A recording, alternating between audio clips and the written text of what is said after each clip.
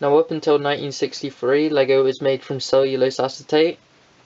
Cellulose with these ester groups of acetate. But nowadays it's made from, the majority of Lego bricks are made from ABS, which is a copolymer of acrylonitrile, butadiene and styrene. Form this polymer here. And in the future they're going to be transferring to more polyethylene Lego. Now to start polymerization we require an initiator such as potassium persulfate. Now the homolytic bond cleavage of this peroxide bond results in the formation of two free radicals that can react. This free radical can then react with acrylonitrile, which is the first monomer in ABS plastic. Then it can react with the free radical. A new bond is formed and the free radical moves to the end of the other side of the alkene. Some of you might wonder why the sulfate anion isn't actually the reactive part in the initiator and it's the free radical. And that's because of a process called resonance where charge can be localized between oxo groups. So this sulfate anion is actually really stable. This radical can then react with our second monomer styrene. The double bond is again broken and a new bond is formed. And the free radical once again moves to the end of the chain.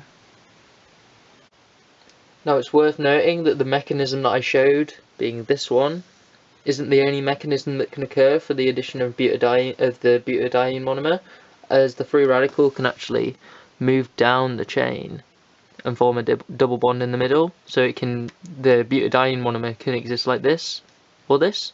So you'd often see ABS represented like this instead of this, like I've been showing, and the same being for styrene, butadiene, styrene. And that's obviously going to affect the properties, but based on the ratio of this to this, as we'll see in polyethylene later on, how branching affects the properties. This free radical then goes on to react to our third monomer, styrene, where the same process occurs. Reacts with the free radical to form a new bond, and at the end of this process we still have the reactive free radical that can go on to further react with more monomers, and you can tell that that would build up very quickly to produce a long chain.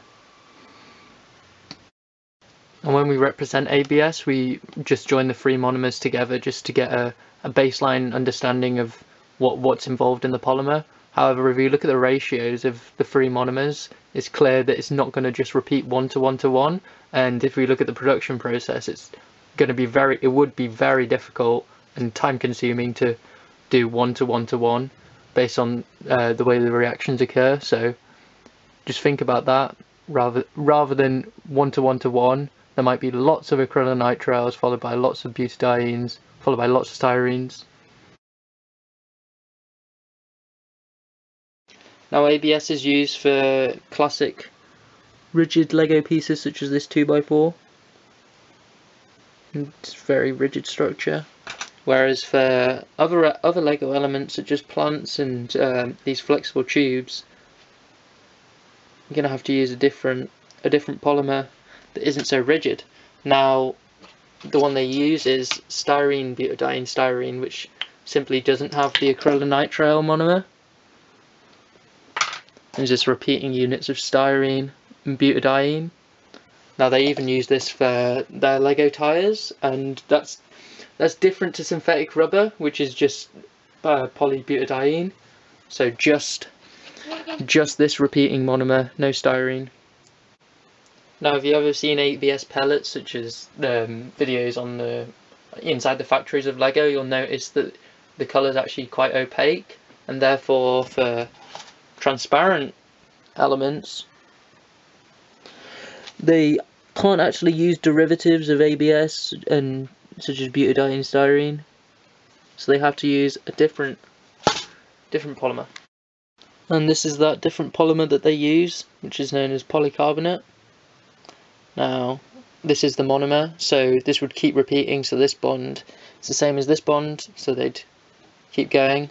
So the environment on this carbon is connected to 3 oxygens, and that's known as that functional group's known as a carbonate, and hence it's called polycarbonate.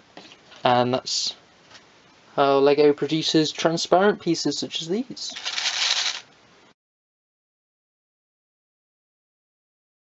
Now, the LEGO Group have a self-imposed goal to make all of their bricks sustainable by the year 2030, and as seen with the latest recent LEGO Ideas Treehouse, where all 185 plant elements were produced from sustainable polyethylene, I think that's definitely a reality for the LEGO Group, and this is a really good step forward. Now, the production of polyethylene from bioethanol, as seen here, is, well, first of all, bioethanol is from the fermentation of biomass, and this can undergo dehydration to form ethene, which is a monomer, and this can undergo polymerization to form the polyethylene. Our plant elements are quite flexible, so I originally thought, how would they produce rigid bricks if they were going to use polyethylene to produce all of their bricks in the future?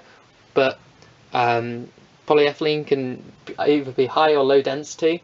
High density, it's a lot of it's really straight linear chains, whereas low density, there's lots of branching coming off from this main chain, and that's what gives it the different properties, and those can range vastly from like cling film to extremely rigid pipes. So they could use high density to produce the rigid bricks such as those produced from ABS at the moment, and then of course they can produce the plant elements which are quite flexible, similar to styrene, butadiene, styrene, such as these flexible tubes. So yeah, they could use polyethylene to produce all their bricks in the future, I reckon.